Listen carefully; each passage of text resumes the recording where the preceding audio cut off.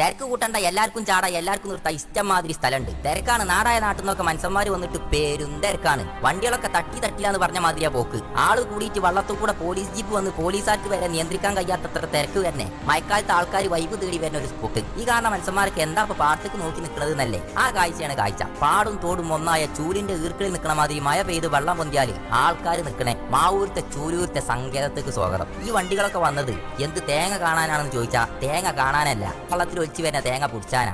ഒരു സമയത്ത് ഇത് കാണുമ്പോ നിങ്ങൾക്ക് എന്താ തോന്നുന്നത്? അതും ഒരു സോഷ്യൽ മീഡിയ ഇൻഫ്ലുവൻസർ ആണ് പണാലി ജുനൈസ്. പക്ഷേ നമ്മൾ ചിന്തിക്കേണ്ട ഒന്നുണ്ട്.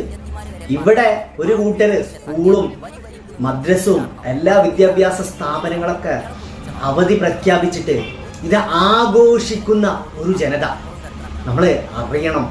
വയനാട് ഒരു ജനത വളരെ പ്രയാസഘട്ട